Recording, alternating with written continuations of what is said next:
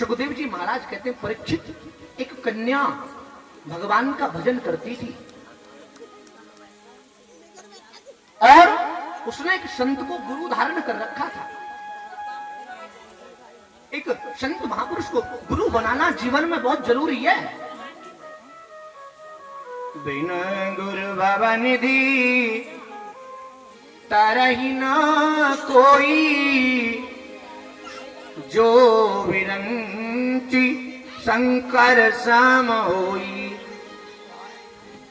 बिना गुरु के संसार से तरना बड़ा मुश्किल है। चाहे विरंची, विरंची अर्थात ब्रह्मा, चाहे कोई ब्रह्मा और शिव के समान क्यों न हो, बिना गुरु के नहीं तर सकता। गुरु होना बहुत जरूरी है। वो बच्ची कन्या गुरु धारण करके वैष्णव नृत्यों का पाठ करती है।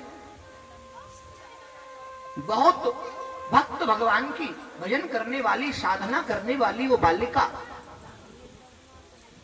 विवाह हो गया महाराज। नास्तिक परिवार में शादी हो गई, जानते ही नहीं उसके ससुर पति भगवान क्या होता है।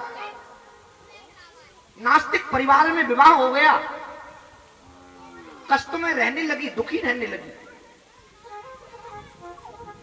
एक दिन वो गुरुजी अपनी उस शिष्या को याद करते करते उसके द्वार पर पहुंचे। गेट खटखटाया। मातु भिक्षाम देहि, मातु भिक्षाम देहि, मातु भिक्षाम देहि। अपनी सास से नियम के अनुसार उस संस्कारी बालिका ने पूछा, हे माता, संत द्वार पर पधारे हैं, क्या दे दूं? बहुत गुस्से में बोली, ऐसे बाबा रोज आते रहे, कहते कचना है हमारे यहां। अरे मां, साधु पधारे हैं, कुछ तो देना चाहिए साधु को। कह दे तो ते जाके कह दे, बाबा हमारे यहां कछु ना है। सास से ज्यादा बहस भी नहीं कर सकती, संस्कारी थी ना, कुछ कह भी नहीं सकती।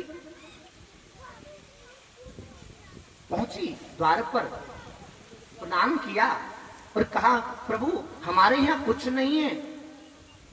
कुछ नहीं है? इतना बड़ा महल बना रखा है और कहते हो कुछ नहीं है? दान के लिए कुछ नहीं है तुम्हारे यहां? नहीं। अगर नहीं है तो क्या खाते हो तुम? तुम भी तो खाते हो, क्या खाते हो? बड़ा सुंदर जवाब। महाराज बासी खाते हैं। बासी, बासी खाते हो? अगर बासी खत्म हो गई तो क्या खाओगे? अगर बासी खत्म हो गई तो क्या खाओगे?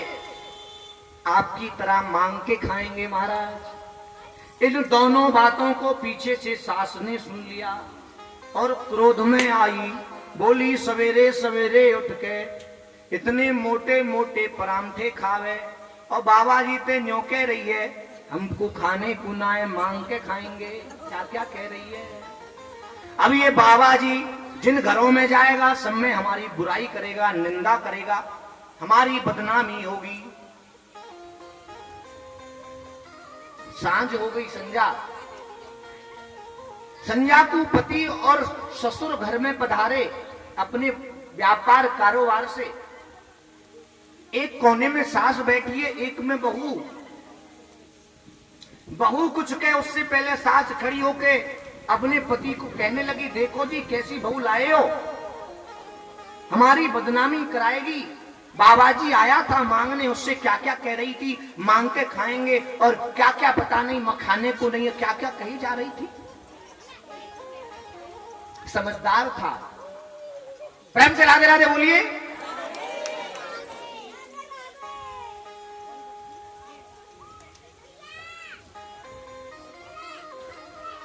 उसने बहू से पूछा, बेटा तुम्हारी माताजी कुछ कह रही है, क्या वो सत्य है? तुमने किसी से कहा कि हम मांग के खाएंगे ये? हाँ पिताजी मैंने कहा। क्यों? बोले पिताजी पूरी बात सुनिए। ध्यान से सुनिए कथा। राधे राधे बोलो।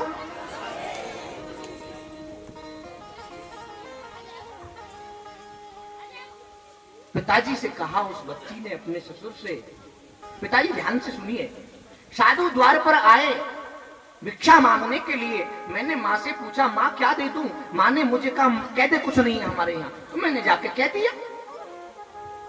बोले बिल्कुल ठीक है, सही कहा तुमने। साधु ने पूछा क्या खाते हो? अगर कुछ नहीं है तो मैंने कह दिया बासी खाते। बेटा बासी तो नहीं खाते आप। पिताजी बासी खाते कैसे? मैंने आज तक आपको फावड़ा चलाते हुए नहीं देखा, आज तक आपको खेती करते हुए नहीं देखा, आज तक आपको कोई मेहनत का कार्य करते हुए नहीं देखा, आज तक भगवान का भजन करते हुए नहीं देखा।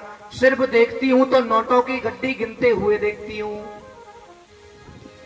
तो जो करके आए हो वही तो मिल रहा है। बोलो, जो करके आए हो वही अब प्राप्त हो रहा है। और कल के बचे हुए भोजन को अगले दिन बासा कहते हैं। तो ये बासा ही तो हुआ, किया हुआ कर्म बासा हो गया कि नहीं, तो उसी का प्रतिफल आज प्राप्त हो रहा है। बिल्कुल ठीक है। फिर तुमने ये क्यों कहा कि मांग के खाएंगे? बोले अगर पिताजी आज नहीं करेंगे तो कल मांग के ही खाना पड़ेगा। जो किया था वो आज प्राप्त हो रहा है। और आज अगर कर्म नहीं किया, भगवत भक्ति नहीं की, सत्संग नहीं सुना, श्रीमद् भागवत कथा नहीं सुनी, श्री रामचरितमानस नहीं सुनी, भगवान के मंदिर में दर्शन नहीं किया, तीर्थों का याटन नहीं किया, संतों की सेवा नहीं की, गुरुजन को धारण नहीं किया, तो बताइए मांग कर ही तो खाना पड़ेगा। प्रसन्न हो गया, वाह क्या वाह, मांग कर ही तो खाना पड़ेगा, नहीं करेंगे तो। कह दिया 4 नंबर कमरे से मिर्जापुर की भागवत में भंडारा होना है 17 तारीख को। 4 नंबर कमरे से 2 बोरी गेहूं भिजवा दो। अगले दिन फिर पहुंचे सेठ जी घर, खाना सामने लगा। एक कौर तोड़ के जैसे ही मुंह में दिया, उल्टी आ गई साहब। बुलाया बहू को, बेटा ये क्या है?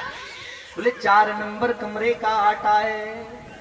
धुन लग गई, जैसा दान करोगे वैसा ही तो प्राप्त होगा। बोलो राधे राधे बोलो प्रेम से। दान भी उस वस्तु का जो आपको चाहिए, जैसा दान करोगे वैसा ही प्राप्त होगा। जैसा बीज बोओगे वैसे ही फल की प्राप्ति होनी है। दान भी विशुद्ध। एक माता थी, हमारी कथा में आ गई,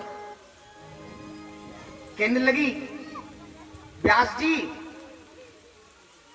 मेरी बहू पे बालक ना है रो, 6 साल है गई, कोई आशीर्वाद यहां से दे दो। मैंने कहा आज कृष्ण जन्म है, माता जी केले का प्रसाद ले आना, केले ले आना, मैं यहाँ से पढ़ करके अभिमंत्रित करके दे दूंगा। ईश्वर की कृपा होगी तो सुंदर सा बालक आपके घर में किलकारी गूंज जाएंगे। बोलो राधे राधे। अगले दिन वो माता जी आई, स्टेज पर आई मेरे पास और मुझे केला देने लगी। जैसे ही मैंने केला को हाथ लगाया, 4 टुकड़ों में बट गया वो केला। तो मैंने कहा माता जी ऐसा ही बालक हो जाएगा जैसे केला लाई हो।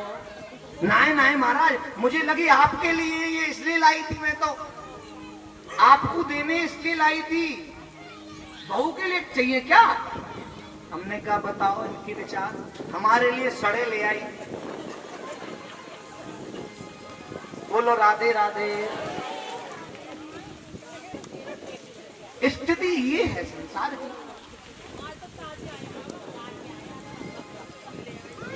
प्रेम से राधे राधे।